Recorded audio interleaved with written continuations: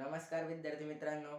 आज आपण अ, आपल्या सिरीज मधला दुसरा लेसन वर्ग समीकरण हा धडा बघणार आहोत.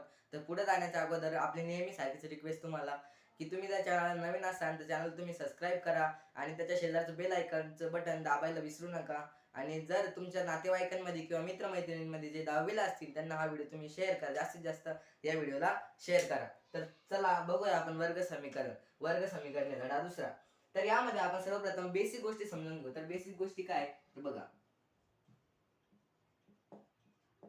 त्याच्यामध्ये बेसिक काय, सर्वप्रथम आपण धडा चालू करायचं नाव समजून घ्यायचं. वर्ग समीकरण. तर वर्ग समीकरण म्हणजे काय, तर ज्या समीकरण आता आपण बघितलं पहिला, तर आपण पहिला धडा बघितला त्याच्यामध्ये समीकरण 5x 2x बरोबर 12. आता हे वर्ग समीकरण आहे का, नाही. तर वर्ग समीकरण म्हणजे काय, तर वर्ग समीकरण म्हणजे समीकरणामध्ये सर्वात जास्त ही जी वरती आपण लिहितो का 5x, इथं वरती 2 लिहिले बघा, ज्या ज्या समीकरणाची कोटी जास्तीत जास्त मोठी कोटी 2 आहे ते वर्ग समीकरण आहे. तर बघा आता हे 5x आणि तिथे लिहिलं आपण 5x चा वर्ग प्लस 5 प्लस 3x बरोबर 12. हे वर्ग समीकरण आहे का, आहे. कारण याची सर्वात मोठा घातांक, सर्वात मोठी कोटी काय 2 आहे. तर आपण असं लिहिलं 5x चा वर्ग प्लस 4x इथं याचा तिसरा घातांक बरोबर 12. हे वर्ग समीकरण आहे का, नाही. कारण हे वर्ग समीकरण नाही, कारण येथे सर्वात मोठी कोटी 3 आहे. सर्वात मोठी कोटी किती आहे, 3. तर आपल्याला सर्वात मोठी कोटी किती पाहिजे, 2 पाहिजे. तर वर्ग समीकरण म्हणजे काय तुम्हाला ते समजलं. तर आता एक वर्ग समीकरणाचं सामान्य रूप बघू. वर्ग समीकरणाचं सामान्य रूप ax चा वर्ग अधिक bx अधिक c बरोबर 0. हे वर्ग समीकरणाचं सामान्य रूप आहे. हे एकदम आयएमपी याला स्टार करतो मी. एकदम आयएमपी आहे हे, एकदम लक्षात ठेवायचं, हे पाठच करून ठेवायचं. कोणी जर विचारलं वर्ग समीकरणाचं सामान्य रूप सांगा, लय सांगणार पाहिजे ax चा वर्ग अधिक bx अधिक c हे वर्ग समीकरण बरोबर 0. हे वर्ग समीकरणाचं सामान्य रूप आहे. हे आपल्याला लगेच सांगता आलं पाहिजे. या दोन बेसिक गोष्टी तुम्हाला समजल्या म्हणजे तुम्हाला वर्ग समीकरण पूर्ण धडा समजला. तर तर चला सुरू करूया आपण सराव संच 2.1.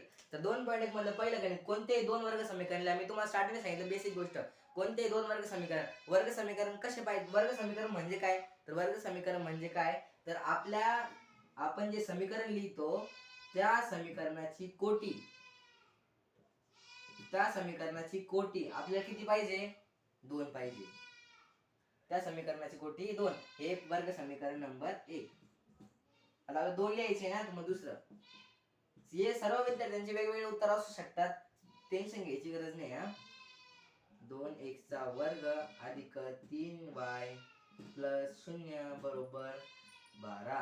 हे झाले दोन वर्ग समीकरण. आपल्याला लिहायचे, 2 लिहिले. किती सोपा प्रश्न होता. पुढे आपण प्रश्न क्रमांक दुसरा बघू. तर प्रश्न क्रमांक दुसरा काय आहे, खालील समीकरणांपैकी वर्ग समीकरण कोणते आहे का, खालील वर्ग समीकरण कोणते आहे का ते ठरवा. आता यातलं कोणतं वर्ग समीकरण आहे ते ठरवायचं आपल्याला. आता हे प्रश्न क्रमांक यातला पहिला उपप्रश्न काय आहे तर बघा, आता आपल्याला काय पाहिजे, वर्ग समीकरण आहे का ते ठरवायचं. आहे का हे वर्ग समीकरण, इथं सर्वात मोठी कोटी काय आहे, 2. मग वर्ग समीकरण आहे का, आहे. तर मग येथे उत्तर लिहिताना असं लिहायचं, येथे समीकरणाची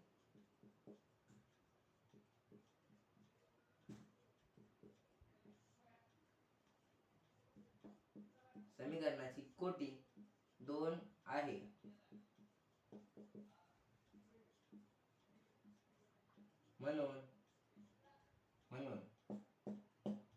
म्हणून x चा वर्ग प्लस 5x मायनस 2 बरोबर 0. हे वर्ग समीकरण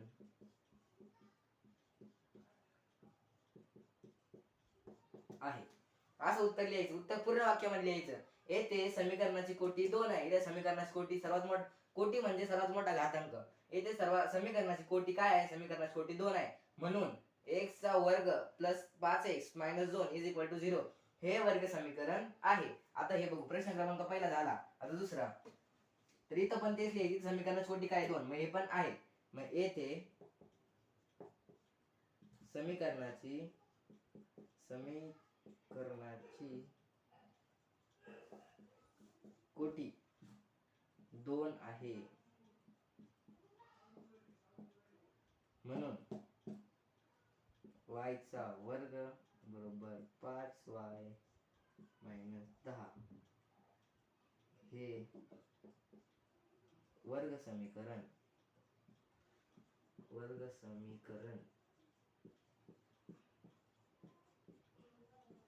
आहे.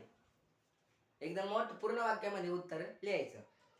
किती सोपा प्रश्न होता. तर 2 पाहिले यानंतर आपण तिसरा प्रश्न काय आपला वर्ग समीकरण आहे तेच ठरवायचे. आता एखादं म्हणाल इथं वायचा कोटी 2 आहे हे वर्ग समीकरण आहे तर नाही. तर हे समीकरण आपल्याला पहिले हा वाय आपल्याला घालावा लागेल. आपल्याला हे सामान्य रूपात लिहावं लागेल. तर ते कसं आता मी तुम्हाला स्टार्टिंगला सांगितले वाय जर घालवलं तर आपलं पूर्ण समीकरण आपल्याला कशाने गुणणे छेदांक गुणणे.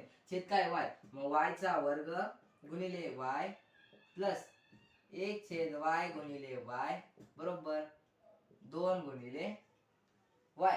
तर बघा आता y चा वर्ग आणि y चा वर्ग 3y चा घन y चा वर्ग गुणिले y मग y चा घन प्लस 1 बरोबर 2y. इथं y चा सर्वात मोठा y चा सर्वात मोठा घातांक किती आहे 3. इथं y सर्वात मोठा घातांक 3 आहे. इथं y ची कोटी काय किती आहे 3. मग येथे समीकरणाची कोटी 3 आहे म्हणून हे वर्ग समीकरण नाही. म्हणून हे वर्ग समीकरण आहे का नाही. तर यानंतर चौथं गणित. आता हे तर आपल्याला पहिले सामान्य रूपात आणून घेणे. मग त्यासाठी आपल्याला काय करणे छेद घालवण्यासाठी काय करणार तर आपण पूर्ण समीकरणाला छेदाने गुणणार. तर बघा x गुणिले x प्लस 1/x गुणिले x बरोबर वजा 2 गुणिले x. आता x गुणिले x चा वर्ग प्लस 1/छेद कस काय हे x हा x कट झाला 1 बरोबर 2x. इथं या समीकरणामध्ये y ची x ची सर्वात मोठी कोटी 2 आहे म्हणून येथे समीकरणाची कोटी 2 आहे म्हणून हे वर्ग समीकरण आहे. तर यानंतर आपण प्रश्न क्रमांक तिसरा बघू. तिसरा प्रश्न क्रमांक काय प्रश्न आहे. समीकरण आपण सामान्य रूपात लिहायचे. खाली समीकरण सामान्य रूपात लिहा नंतर एबीसी च्या किमती काढा. तर बघा ते कसं तर बघा पहिला प्रश्न आहे 2y बरोबर 10 मायनस y चा वर्ग. आता इथे आपल्याला समीकरणाचे सामान्य रूप तुम्हाला मी पहिले सांगितलं काय ax चा वर्ग plus bx plus c is equal to 0. हे समीकरणाचं सामान्य रूप आहे. हे लक्षात ठेवा. हे पाठच करायचे. हे सामान्य रूप पाठच करायचे. तर बघा ते कसं आता समीकरणाची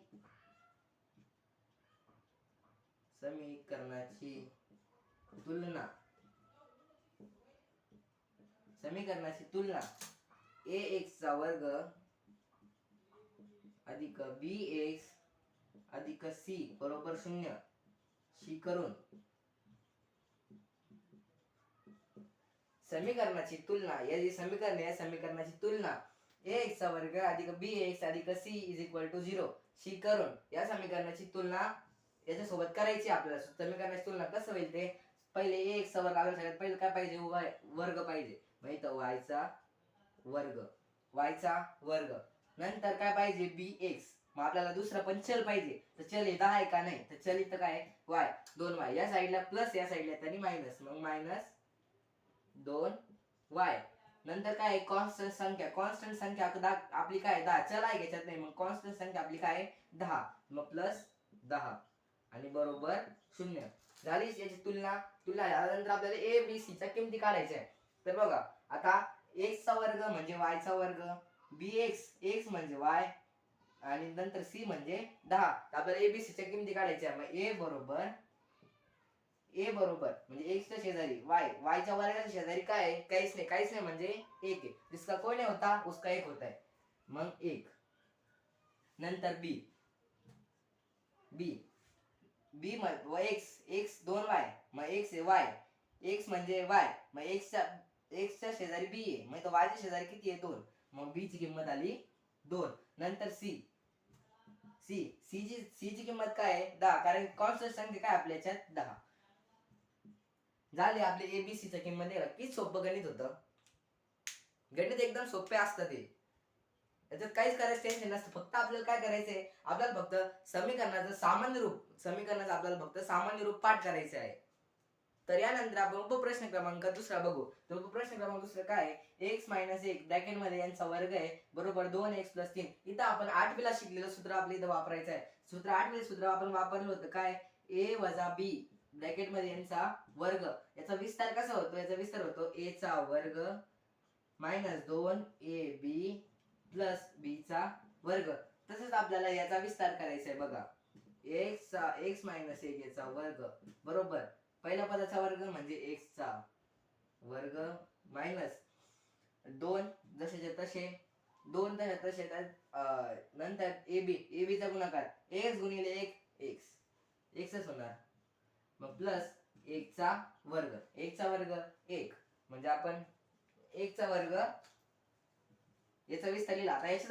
आता याच्या जागी आपल्याला हे लिहायचंय. तर बघा x चा वर्ग वजा 2x अधिक 1 चा वर्ग 1 मग 1 चा वर्ग 1 मग बरोबर 2x प्लस 3. आता काय करणार, आता याच्यासोबत आपण त्याची तुलना करू. या समीकरणाची तुलना आपण याच्यासोबत करू. तर बघा कशी, आता x चा वर्ग पहिले x चा वर्ग मायनस 2x x पाहिजे ना, या साईडचा x या साईडला येताना प्लस इकडे येताना मायनस होईल 2x प्लस 1 इकडे प्लस 3 आहे या साईडला येताना मायनस 3 होईल बरोबर 0. आता काय करायचं, आता x चा वर्ग जशाच्या तसाच, आता प्लस प्लस मायनस काय होणार, मी तुम्हाला स्टार्टिंगचाच नियम सांगितलेले आहे. सराव संच 1.1 मध्येच मी तुम्हाला हे नियम सांगितलेले, बेसिक गोष्टी सांगितलेल्या आहे. मायनस दोन्ही चिन्ह आहे समान त्यांची होणार बेरीज. तर बघा दोन चिन्ह समान त्यांची होणार बेरीज, तर मग बेरीज मायनस त्यांची होणार आहे बेरीज. मग चिन्ह जसंच्या तसं यांची होणार बेरीज 2x 2x 4x. आता याच्यानंतर मोठ्या संख्येचे चिन्ह मायनस.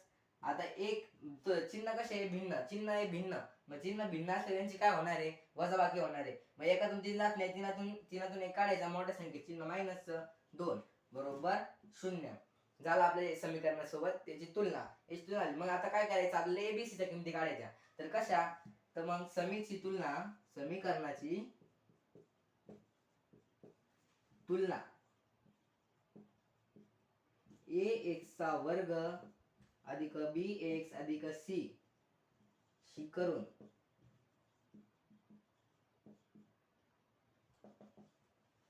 समीची तुलना ax चा वर्ग अधिक bx अधिक c बरोबर 0 अशी करून आपण याची तुलना केली. मग नंतर आपल्याला abc च्या किमती काढायच्या. a बरोबर, आता a ची किंमत x च्या शेजारी काय आहे नाही, म्हणजे a ची किंमत 1, जिसका कोई नहीं होता उसका 1 होता है. नंतर b ची किंमत b, आता b x च्या शेजारी किती आहे 4, मग b ची किंमत 4. नंतर c कॉन्स्टंट संख्या आपली काय आहे -2, मग a ची किंमत c ची किंमत -2. झालं आपलं abc च्या किमती निघल्या. कसं वाटलं गणित मला नक्की कमेंट मध्ये सांगा. तर यानंतर आपण उपप्रश्न क्रमांक 3 बघू. तर बघा, तर उपप्रश्न क्रमांक 3 काय आहे, x चा वर्ग वजा x चा वर्ग अधिक 5x बरोबर मायनस ब्रॅकेट मध्ये 3 मायनस x. तर बघा ते कसं, तर x चा वर्ग प्लस 5x आपलं जशाच्या तसं बरोबर -3 मायनस x. आता x सगळे एका साईडला घेऊन ठेवायचे. मग बघा x चा वर्ग इकडं -x आहे या साईडला येतानी प्लस x, इकडे -x आहे या साईडला येतानी प्लस झाले, मग प्लस 5x आपल्या जागेवर, मग मायनस इकडे -3 आहे या साईडला येतानी +3 झाले बरोबर 0. आता काय करणार, x आणि x 2x चा वर्ग plus 5x plus 3 is equal to 0. झालं आपलं समीकरणाचं. आता काय करणार आपण abc ची किमती लिहायच्या. abc ची किमती लिहायसाठी आपल्याला काय करणार आहे, समीकरणाची तुलना या सामान्य रूपाची करणे. तर सामान्य रूपात काय आहे, तुलना करायची. मग समीची तुलना